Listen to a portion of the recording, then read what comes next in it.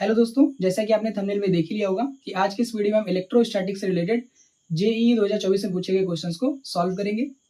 मैं किसी भी क्वेश्चन को सॉल्व करते टाइम पे उस क्वेश्चन को बोर्ड पे नहीं लिखूंगा ताकि हम लोग का टाइम बचे और ये जो वीडियो है वो काफ़ी लेंदी ना हो जाए। और जितने भी क्वेश्चन को मैं यहाँ पे सॉल्व कर रहा हूँ उन सभी क्वेश्चन को मैं स्क्रीन पर प्रोवाइड करा दूंगा। ठीक है, तो आइए स्टार्ट करते हैं पहले क्वेश्चन से। स्क्रीन पे ये क्वेश्चन जो है आ जाएगा। पहला क्वेश्चन यहाँ पे दे रखा है। ठीक, इन सारे क्वेश्चंस को मैंने पहले से ही नोट कर लिया है। ठीक, और सॉल्व करेंगे। मैं किसी भी क्वेश्चन को यहाँ पे नोट डाउन नहीं कर रहा हूँ बोर्ड पे। ठीक, वो आपकी स्क्रीन पे आ रहा होगा। ठीक, देखिए इस वाले पहले वाले क्वेश्चन में क्या दे रखा है। क्वेश्चन नंबर फर्स्ट के अंदर ये जेईई 2024 में पूछा गया है। हो सकता है ये अप्रैल शिफ्ट में पूछा गया हो। ठीक, वहां पे आ रहा होगा। इस क्वेश्चन में क्या दे रखा है कि 5 charges plus Q plus 5q minus 2q plus 3q and minus 4q are situated as shown in the figure. The electric flux due to this configuration through the surface S is. देखो यहाँ पे एक figure बना के दे रखा है। ठीक है, कुछ इस तरीके का, और यहाँ पे डिफरेंट पॉइंट्स दिया हुआ है और इन डिफरेंट पॉइंट्स पर चार्जेस को रखा गया है। ठीक, एक जगह पे 5q रखा हुआ है, यहाँ पे S बनाया हुआ है, इट मीन्स सरफेस, और यहाँ एक पॉइंट है जिसपे माइनस 2q चार्ज रखा गया है। थोड़ा सा इसको बड़ा करता हूँ मैं, माइनस 2q। यहाँ पे जो है q चार्ज रखा गया है और बाहर वाला जो पॉइंट है यहाँ पे रखा गया है कितना, नेगेटिव ऑफ 4q, और इस जगह पे एक पॉइंट दे रखा है। ठीक, जहाँ पे लिखा हुआ है 3q।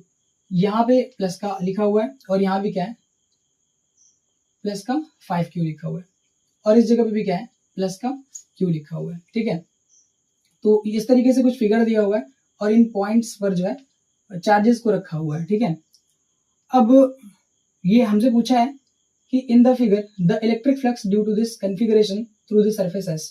जो यहाँ पे कन्फिगरेशन है, यहाँ पे जो फिगर दे रखा है, ठीक, इस सरफेस से ये जो फिगर है, ये जो सरफेस है पूरा, इस सरफेस से कितना फ्लक्स बनेगा वो हमसे पूछ रहा है। ऑप्शन दे रखा है यहाँ पे। ऑप्शन नंबर ए स्क्रीन पे आ रहा होगा आपके, q divide by epsilon not.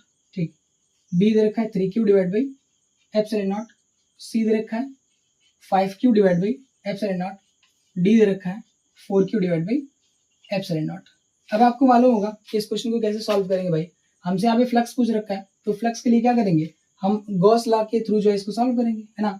Gauss law के अकॉर्डिंग क्या होगा, जो फ्लक्स होता है, जो नेट फ्लक्स होता है, वो किसके बराबर होता है, क्यू इनसाइड डिवाइड बाई क्या चीज, एप्सिलॉन नॉट के बराबर होता है ना। जो यहाँ से फ्लक्स बनेगा, इस सरफेस से जो फ्लक्स बनेगा वो किसके बराबर होगा, Q inside divide by epsilon not के बराबर होगा।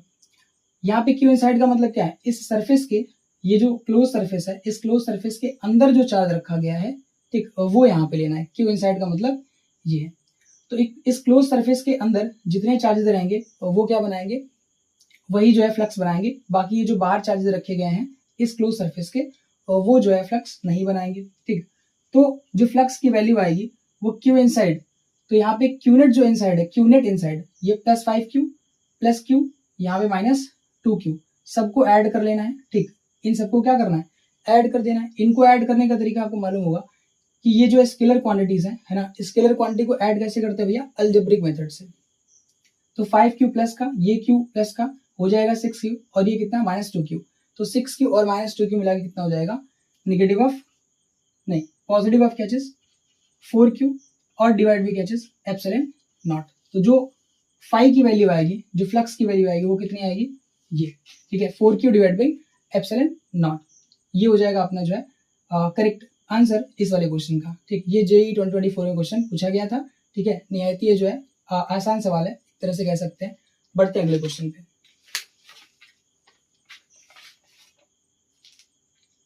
चलिए देखिए अगले क्वेश्चन में क्या दे रखा है कि two charge conducting sphere of radii A and B are connected to each other by a conducting wire. The ratio of charges of the two spheres respectively is. देखो यहाँ पे क्या दे रखा है कि two charge conducting sphere of radii A and B. तो अपने पास दो कंडक्टिंग चार्ज स्फीयर दे रखा है, ठीक, जिसमें एक का रेडियस कितना है, ए है, और एक का रेडियस कितना है, बी है। अब ये बोल रहा है कि इन दोनों को किससे कनेक्ट किया गया है, इन दोनों को कनेक्ट किया गया है एक जो है कंडक्टिंग वायर से। इन दोनों को कनेक्ट किया गया किससे, एक कंडक्टिंग वायर से।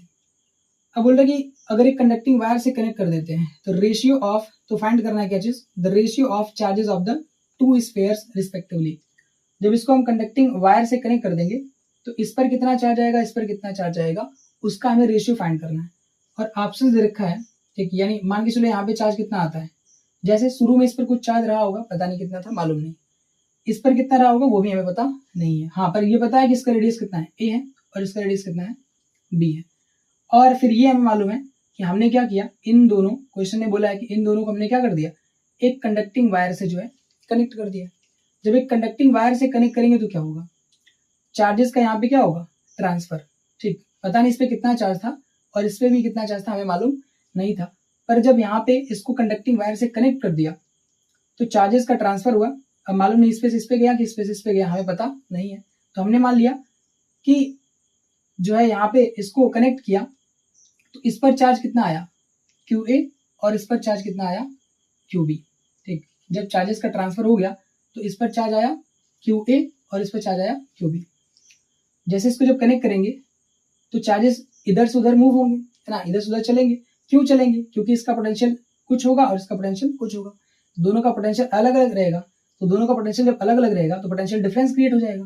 पोटेंशियल डिफरेंस क्रिएट हो जाएगा तो चार्जेस चलने लगते हैं। जब पोटेंशियल डिफरेंस क्रिएट होता है तभी तो चार्जेस चलते हैं। ठीक है, तो ये जो चार्जेस हैं कब तक ट्रांसफर होते रहेंगे, तो हमेशा तो होते नहीं रहेंगे। कब तक होते रहेंगे, जब तक पोटेंशियल डिफरेंस रहेगा, यानी इसका पोटेंशियल इसका पोटेंशियल जब तक सेम नहीं होगा तब तक चार्जेस जो है ट्रांसफर होते रहेंगे। ठीक, एक से दूसरे पर। अब चाहे स्पेस इस पे जाए, चाहे स्पेस से इस पे आए, हमें इससे मतलब नहीं है। हमने बोला भैया कि देखो चार्जेस का ट्रांसफर हो गया है सब कुछ, और पोटेंशियल दोनों का क्या हो गया, सेम। जब पोटेंशियल सेम हो जाएगा तो चार्जेस का ट्रांसफर बंद हो जाएगा।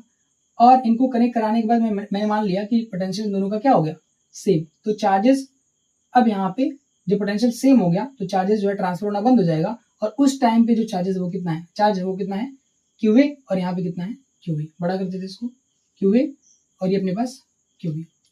ठीक, तो इनका हमें क्या करना है, रेशियो निकालना है। इनका हमें जो है क्वेश्चन ने बोला कि इसका क्या करो, रेशियो निकालो, QA डिवाइड बाई क्या चीज, QB का। और ऑप्शंस दे रखे हैं क्या क्या, यहाँ पे ऑप्शंस है AB, B में दे रखा है B divide by A, C दे रखा है यहाँ पे A डिवाइड बाई B, और D दे रखा है हमें क्या चीज, रूट AB।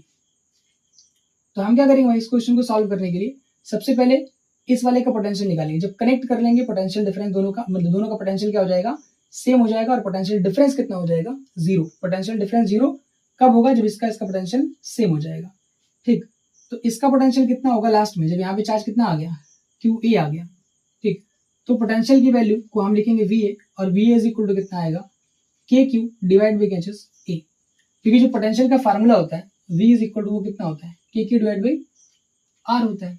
अगर इससे हम R डिस्टेंस पे लेते हैं तब, पर इस R को अगर हम सरफेस पे ही ले लें, यानी ये जो पॉइंट बाहर वाला P पॉइंट होता है, अगर इसको क्या करें, सरफेस पे ही ले लें, तो जो R की वैल्यू होती है यहाँ से, वो R की वैल्यू कितनी हो जाएगी, A हो जाएगी।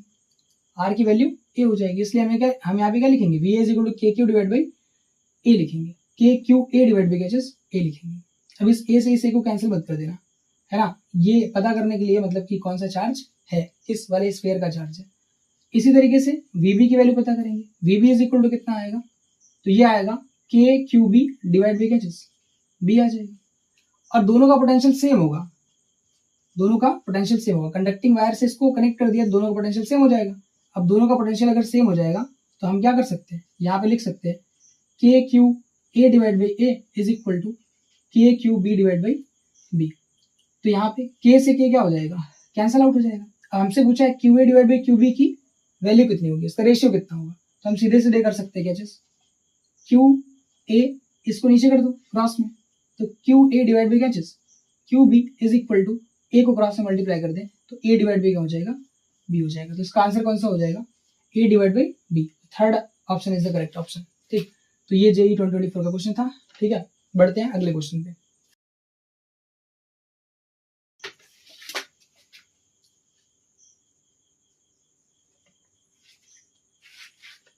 क्वेश्चन नंबर 3 के अंदर दे रखा है कि in an hydrogen like system the ratio of a Columbian force and a gravitation force between an electron and a proton is in the order of. देखो यहाँ बोल रहा है कि इन हाइड्रोजन लाइक सिस्टम, एक अपने पास हाइड्रोजन लाइक सिस्टम है, मतलब एक इलेक्ट्रॉन और प्रोटॉन, ठीक है, यहाँ पे दे रखा है। तो और बोल रहा है कि इलेक्ट्रॉन और प्रोटॉन के बीच में जो कोलम्बियन फोर्स लगेगा और जो ग्रेविटेशनल फोर्स लगेगा, उन दोनों के बीच का जो रेशियो होगा, ठीक, वो किस ऑर्डर का होगा उसकी बात कर रहा है। ठीक, देखो, तो एक हम क्या लेंगे यहाँ पे इलेक्ट्रॉन और एक हम यहाँ पे क्या लेंगे प्रोटॉन। ये हाइड्रोजन लाइक एटम्स होते हैं कह लो, या हाइड्रोजन लाइक इन दोनों को मिला करके सिस्टम बन जाएगा। तो इनके बीच लगने वाला एक तो कोलम्बियन फोर्स होगा, जिसको हम Fe से रिप्रेजेंट करेंगे। Fe is equal to K Q1 Q2 divide by R square formula होता है। और जो ग्रेविटेशनल फोर्स का फार्मूला होता है Fg इज इक्वल टू, इसके बीच का सेपरेशन मान ले कितना है, R है। तो Fg इज इक्वल टू क्या होगा, capital G M1 M2 divide by R square. अब हमें यहाँ पे ऑप्शंस दे रखे हैं, पहली बात तो ऑप्शन हमें पहले नोट कर लेना चाहिए था। ऑप्शन दे रखा है कितना, 10 की पावर 19, बी दे रखा है यहाँ पे 10 पावर 39, सी दे रखा है यहाँ पे 10 पावर 29, ठीक, और डी दे रखा है ऑप्शन 10 पावर 36।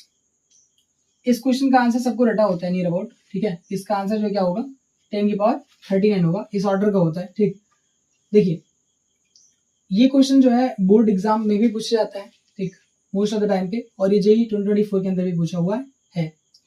अभी यहाँ पे इसका क्या निकाला है, रेशियो। देखो ये वैसे क्वेश्चन तो इसका आंसर तो रटा ही होना चाहिए, पर अगर लगाने बढ़ जाएंगे तो ये क्वेश्चन क्या हो जाएगा, लेंदी हो सकता है डेफिनेटली। तो Fe की वैल्यू हम निकालेंगे सबसे पहले, है ना। यहाँ पे मैं क्वेश्चन को पूरा सॉल्व नहीं करूंगा, प्रोसेस बता दूंगा बस। Fe इज इक्वल टू क्या चीज, K की वैल्यू यहाँ पे पुट करेंगे, Q1 Q2 की वैल्यू पुट करेंगे। तो K की वैल्यू होती है 9 इंटू 10 की पावर कितना, 9 होता है, 9 इंटू 10 की पावर 9। और यहाँ पे Q1 की वैल्यू कितनी हो जाएगी, 1.6 इंटू 10 पावर माइनस 19, और यहाँ पे 1.6 इंटू 10 की पावर माइनस 19, है ना। Q1 Q2 की अगर वैल्यू पुट करें तब की बात है, और डिवाइड बाई क्या R स्क्वायर।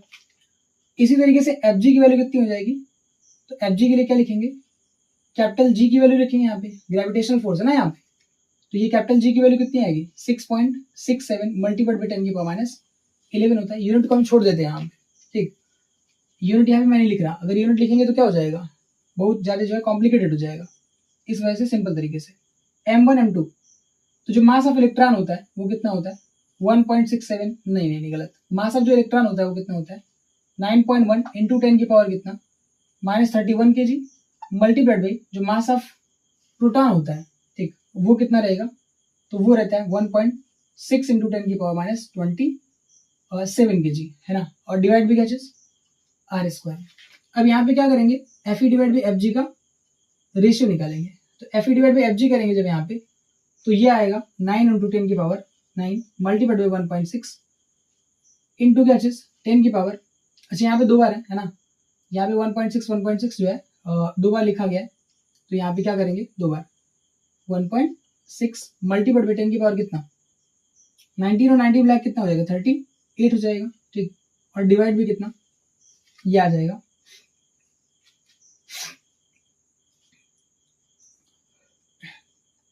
ये आ जाएगा कितना 6 पॉइंट, ये Fg की वैल्यू यहाँ पे R स्क्वायर लिखेंगे पहले ना, R स्क्वायर, और होल डिवाइड बाई कितना, whole divide by 6.67 multiplied by 10 की पावर माइनस ये 11 है, माइनस 31 है, और माइनस 27 है।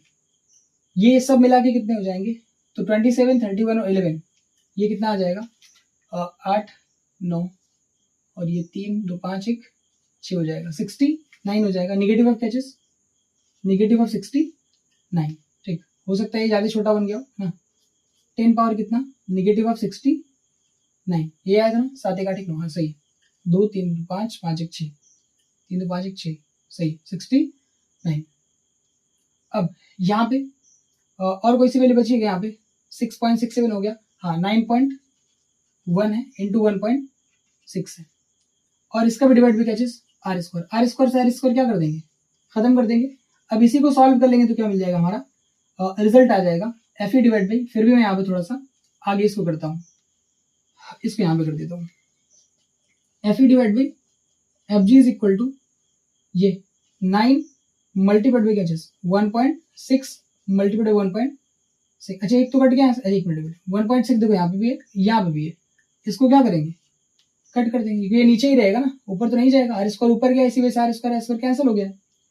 तो यहाँ पे 1.6 क्या होगा, एक तो जो है कैंसिल आउट हो जाएगा इस वाले से, और यहाँ बचेगा कितना 10⁻38 और डिवाइड बाई कितना 6.67 मल्टीप्लाइड बाई 10 की पावर कितना negative of 69, 10 power negative of 69 और एफ ई डिवाइड बाई क्या चीज F G is equal to, इसको साइड में छोड़ दो, 9 multiplied by 1.6 divide by 6.67 multiplied by ये 10 की पावर -69 है, ये 38 है, क्या करेंगे ऊपर कर देंगे 10 पावर -38 मल्टीप्लाइड बाई 10 की पावर कितना, ये माइनस का क्या हो जाएगा प्लस। ठीक, अब इसको सॉल्व करेंगे तो F E divide by F G is equal to 9 into 10 की पावर कितना आएगा, नहीं यहाँ पे 1.6 है, 1.6 डिवाइड बाई क्या चीज 6.67, कौन छूट रहा है भाई यहाँ पे 9.1 छूट रहा है ना, इसको भी वहाँ पे नोट करना चाहिए 9.1। आगे यहाँ पे मल्टीप्लाइड बाई 10 की पावर 9 से 8 के कितना बचेगा, ये बच जाएगा 1 हो जाएगा, और 6 से 3 का कितना बचेगा, ठीक है 3 हो जाएगा 31 आ जाएगा। ठीक, ये आ जाएगा 31, एक बार चेक कर ले भाई 69 और ये माइनस का 38 हो गया ना, 11 8 यहाँ पे 7 देखा 8 9 3 2 5 1 6 सही था, 69 था एकदम करेक्ट है। और फिर यहाँ पे पार में, अच्छा ये 9 छूट रहा था 10 पार 9, इसी वजह से ये 31 आ रहा है ना। ठीक ठीक ठीक, ये 9 ये माइनस 38, अब देखो ये माइनस का 38 है और ये 9 है, तो ये पहले ही सब्ट्रैक्ट हो जाएगा, कितना बचेगा ये 29 बचेगा ना, यहाँ पे ये 29 बचेगा, तो यहाँ पे कितना आ जाएगा, ये अपने पास 69 जब ऊपर जाएगा यहाँ पे आगे सॉल्व करने के बाद क्या क्या दिक्कत आ गई भाई, यहाँ पे -29 है, तो यहाँ पे कितना आ जाएगा negative of 29, sorry for the mistake. अब 69 में से यहाँ पे सब्ट्रैक्ट कर लेंगे तो 9 से 9 जाएगा कितना बचेगा 0 आ जाएगा, और 6 से 2 गया कितना बचेगा 4, तो करीब करीब ये क्या आ रहा है 10 की पावर 40 आ रहा है, 10 की पावर 40 आ रहा है। ठीक, और जब इन सबको पूरा सॉल्व कर लेंगे, इन सबको जो पूरा सॉल्व कर लेंगे तो ये वैल्यू लगभग किसके बराबर आ जाएगी 39 के बराबर आ जाएगी, है ना। तो ये तुम्हारा क्या रहेगा करेक्ट आंसर रहेगा। ठीक, इसको सॉल्व करने के बाद आप लोग जो है चेक कर लीजिएगा। आइए देखते हैं question number 4। A charge q is placed at the center of one of the surface of a cube. The flux linked with the cube is, यहाँ पे दे रखा है क्या चीज कि a charge cube is placed at the center of one of the surface of a cube. एक cube है ना, यहाँ पे दे रखा है क्या चीज क्वेश्चन में कि एक क्यूब है, इस क्यूब के किसी एक सरफेस पे, क्यूब के किसी एक सरफेस पे, मान के चलो कि ये क्यूब है और इस क्यूब के एक सरफेस पे, यहाँ भी हो सकता है, यहाँ भी हो सकता है, यहाँ भी हो सकता है, यहाँ भी हो सकता है और यहाँ भी हो सकता है, ठीक है, और इस जगह पे भी हो सकता है। तो अपने पास कितने फेसेस हैं इसके 1 2 3 4 5 और कितना 6, टोटल कितने फेस हैं 6 फेस हैं, और 6 फेसेस पे है ना 6 फेसेस पे क्या कर सकता है किसी भी फेस पे ये रख सकता है, तो किसी भी सर्फेस पे रखा हुआ है चार्ज, तो कितना चार्ज रखा हुआ है यहाँ पे, तो क्यू चार्ज जो है रखा हुआ है। बोला कि the flux linked with the cube is, तो इस क्यूब से कितना फ्लक्स निकलेगा, है ना, ये जो फ्लक्स निकलता है, ठीक, ये फ्लक्स जो है कितना निकलेगा यहाँ से, ये बात कर रहा है। ठीक, अब मतलब कितनी इलेक्ट्रिक फील्ड लाइन पास करेंगी इसकी बात कर रहा है।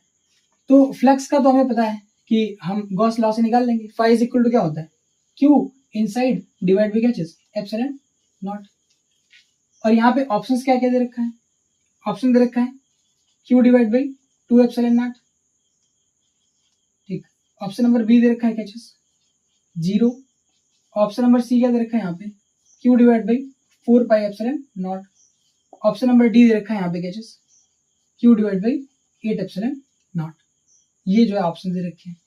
अब आपको पता होगा कि ये वाला फॉर्मूला तब लगाते हैं जब हमारे पास जो चार्ज है वो कहाँ पे रखा हो, यहाँ बीच में कहीं रखा हो, बीच में का मतलब इसके अंदर कहीं भी रखा हो, है ना, इसके अंदर कहीं पे भी रखा हो, पर ये चार्ज कहाँ पे रखा हुआ है सरफेस पे। तो जब चार्ज सरफेस पे होता है तो पहले हमें क्या करना पड़ता है चार्ज को जो इनक्लोज करना पड़ता है ना, क्लोज सरफेस के अंदर जो है रखना पड़ता है। तो हम क्या करेंगे एक इमेजनरी, इसके ऊपर क्या करेंगे एक इमेजनरी क्यूब बनाएंगे ना, एक इमेजनरी क्यूब बनाएंगे जिससे कि ये चार्ज कहाँ पे चला जाए अंदर चला जाए। ठीक, मतलब क्लोज सरफेस के अंदर हो जाए। तो ये हो गया, इस तरीके से इसके ऊपर क्या रख दिया, क्यूब, तो ये चार्ज क्या हो गया, क्लोज सरफेस के अंदर चला गया। तो अब यहाँ पे कितने क्यूब आ गए, 2 क्यूब आ गए।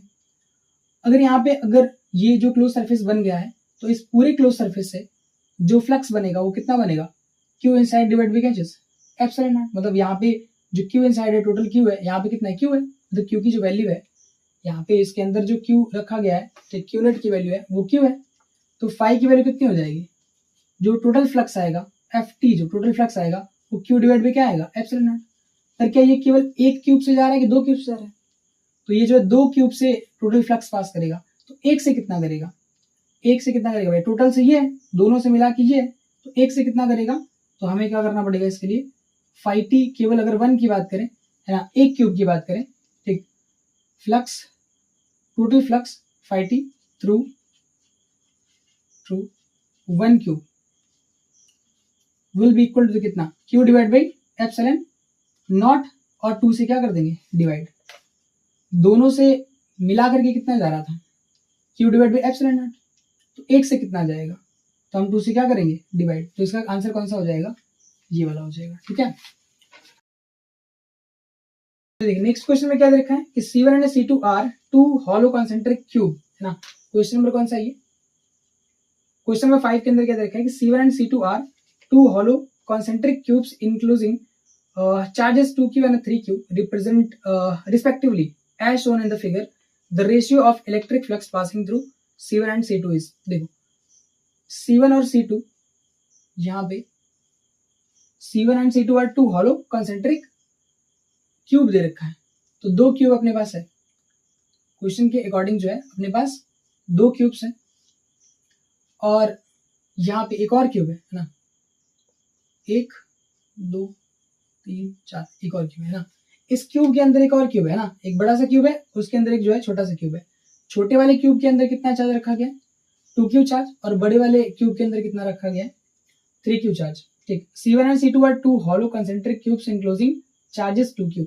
C1 में कितना चार्ज है, तो जो छोटा वाला है इसका नाम C1 है, और जो बड़ा वाला है इसका नाम है C2, मतलब ये क्यूब नंबर 1 है और ये क्यूब नंबर 2 है। बोल रहा है कि the ratio of electric flux passing through C1 and C2, C1 और C2 से, है ना, C1 और C2 से, C1 एंड C2 से जो बनने वाला फ्लक्स है, मान लो इससे कितना बना फ्लक्स, φ1 है ना, इससे बना φ1 और इससे बना कितना, φ2 फ्लक्स।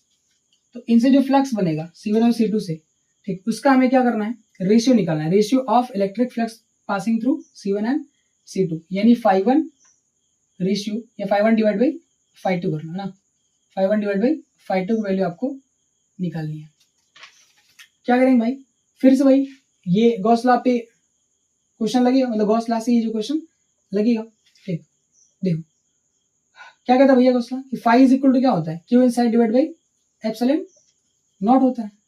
ठीक, तो यहाँ पे जब C1 के लिए देखेंगे C1 से कितना फ्लक्स पास करेगा, जब C1 वाले क्यूब की बात करेंगे तो C1 के अंदर कितना चार्ज रखा हुआ है, तो केवल 2q चार्ज रखा हुआ है, तो C1 वाले से जो फ्लक्स बनेगा, C1 के लिए फ्लक्स का नाम क्या रखा है, φ1, तो φ1 की वैल्यू जो आएगी वो कितनी आएगी, 2q डिवाइड बाई क्या चीज, एप्सिलॉन नॉट।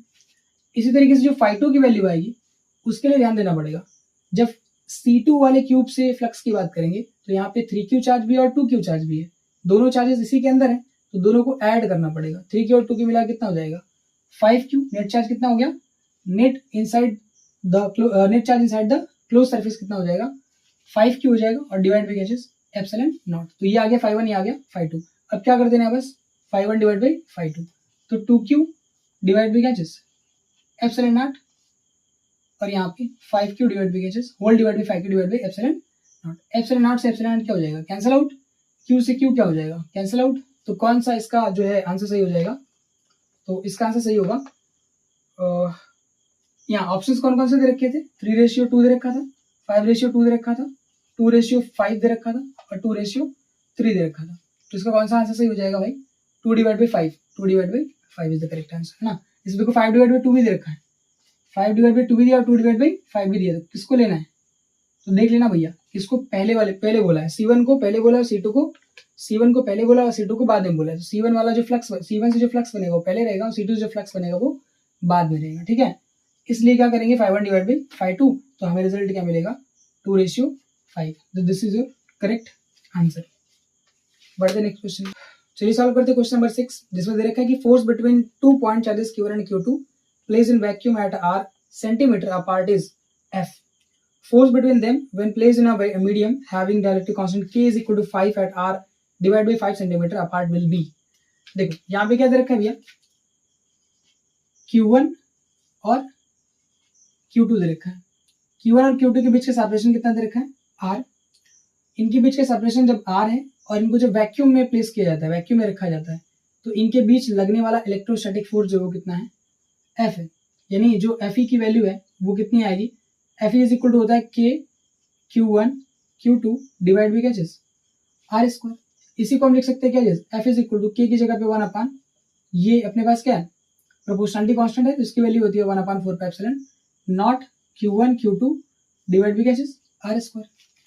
इसी को बोल रहा है कि इन्हीं चार्जेस को उठा के हम कहाँ रखते हैं, अगर हम इन्हीं चार्जेस को उठा के एक मीडियम में रख देते हैं, जिस मीडियम का तुम्हें डाइलेक्ट्रिक स्ट्रेंथ या डाइलेक्ट्रिक कांस्टेंट जो है दे रखा है, यानी K बराबर मीडियम का जो डाइलेक्ट्रिक स्ट्रेंथ या जो डाइलेक्ट्रिक कांस्टेंट वैल्यू है ना, वो कितना दे रखा है 5 दे रखा है।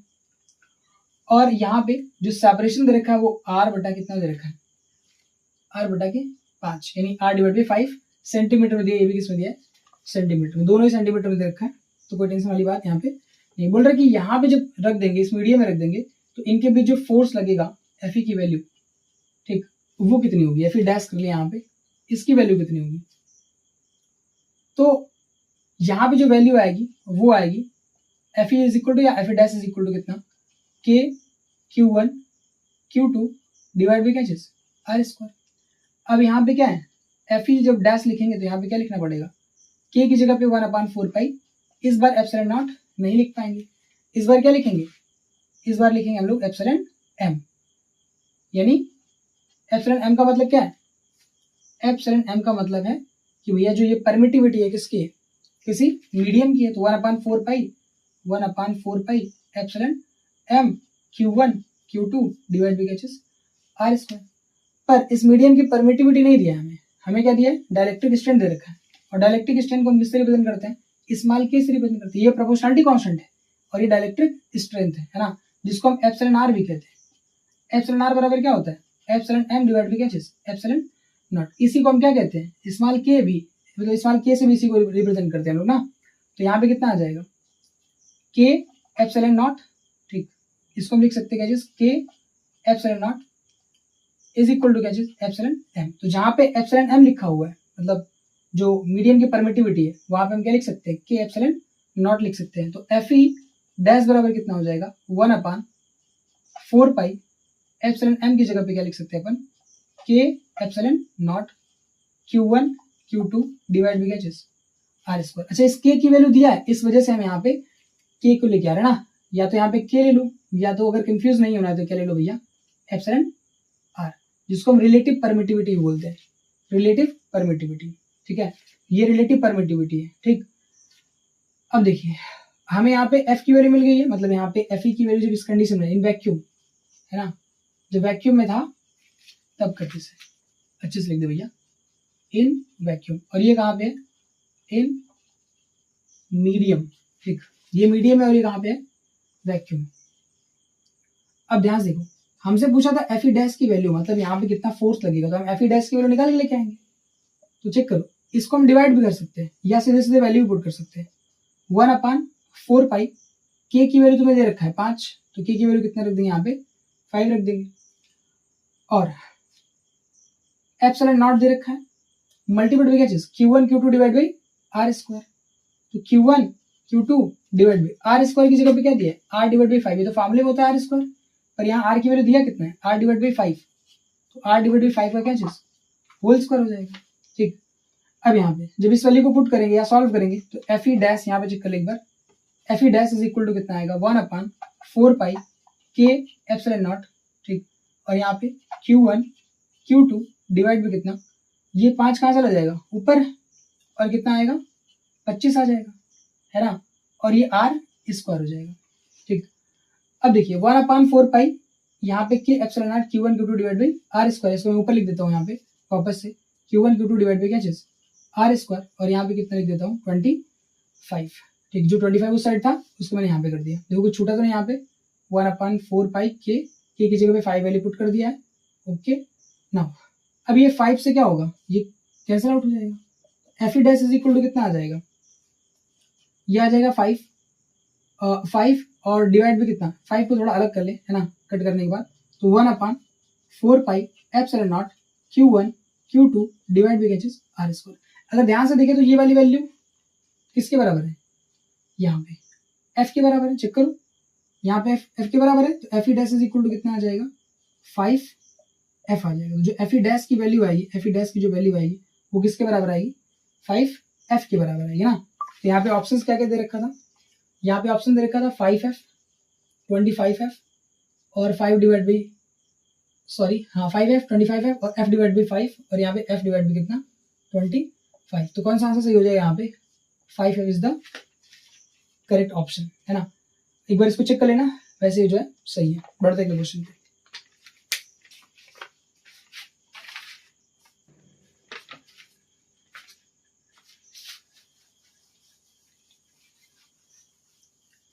देखा तेनू पहली बार वे होने लगा दिल बेकरार वे हाय मैनू की हो गया।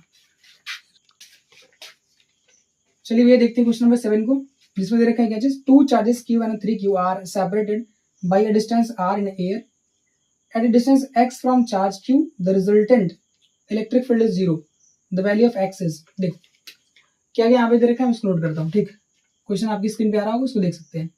2 charges Q1 and 3Q are separated by a distance r। ठीक, 2 चार्जेस हैं, एक Q और एक अपने पास 3Q। इसको सेपरेट किया गया है कितने डिस्टेंस पे, r डिस्टेंस है ना। इनको जो है r दूरी पर जो है रखा गया, r डिस्टेंस पे रखा गया। At a distance x from charge Q, बोल रहा है कि चार्ज Q से x डिस्टेंस पर, चार्ज Q से x डिस्टेंस पर। ठीक, the resultant electric field is 0। मान के चलो कि चार्ज Q से x डिस्टेंस पर ये तुम्हें एक पॉइंट मिलता है जिस पर ई नेट की वैल्यू कितनी आ रही है, resultant electric field E net की वैल्यू कितनी आ रही है 0। ठीक, जो ई नेट बराबर है वो 0 दे रहा है। द वैल्यू ऑफ एक्सेस, तो पूछ रहा है कि x की वो कौन सी वैल्यू, मतलब कितने दूरी पर, कितने डिस्टेंस पर जो है ये ई नेट की वैल्यू 0 आएगी। सब कुछ वेरिएबल में दिया हुआ है। यहाँ ऑप्शन दे रखे क्या क्या, तो ऑप्शन नंबर फर्स्ट है r divide by 3 into 1 plus √3 है ना, जैसे कि आपके स्क्रीन पे भी आया होगा। ठीक, बी वाला ऑप्शन है 1 प्लस √3 डिवाइड बाई क्या आर। सी दे रखा है यहाँ पे r डिवाइडेड बाई 1 प्लस √3 और डी दे रखा है यहाँ पे r इंटू क्या 1 प्लस √3।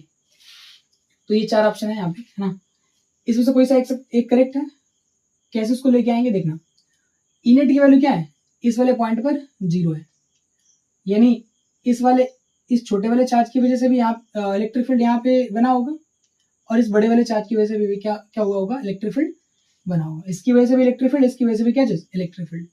इस वाले की वजह से इलेक्ट्रिक फील्ड इस साइड रहा होगा, इस वाले की वजह से इलेक्ट्रिक फील्ड इस साइड रहा होगा है ना।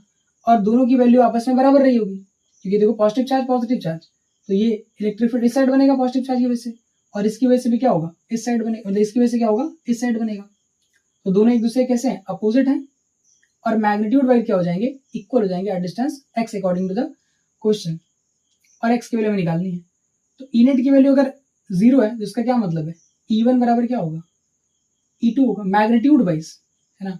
मान के चलो कि इसकी वजह से जो यहाँ पे इलेक्ट्रिक फील्ड बना वो कितना बना E1 बना लो, और इसकी वजह से जो बना वो कितना बना लो E2। तो E1 बराबर क्या होगा E2। कैसे भैया, अगर इसकी बात करें तो ऐसा रहेगा, वेक्टर की बात करें, वेक्टर फॉर्म में बात करें तो यहाँ पे E1 बराबर vector E1 is equal to क्या नेगेटिव वेक्टर E2 होगा। अगर मैग्नीट्यूड की बात करें तो क्या हो जाएगा, ये नेगेटिव साइन हटा सकते हैं और केवल ये लिख सकते हैं, या इसी की जगह पे E1 बराबर क्या कर सकते हैं E2।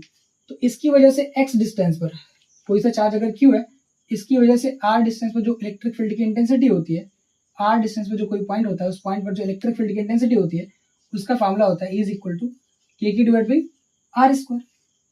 तो यहाँ पे जो इलेक्ट्रिक फील्ड की इंटेंसिटी होगी वो कितनी होगी, के की डिवाइड बाई आर की जगह पे क्या है एक्स, तो यहाँ पे क्या हो जाएगा एक्स स्क्वायर। इसी तरीके से यहाँ पे के यहाँ पे 3 हो जाएगा, क्यों 3 के क्यू, क्योंकि यहाँ पे जो क्यू की वैल्यू कितनी है 3 क्यू है, तो के 3 क्यू लिखना चाहिए, मैंने लिख दिया यहाँ पे कैचेस 3 के क्यू डिवाइड बाई कैचेस।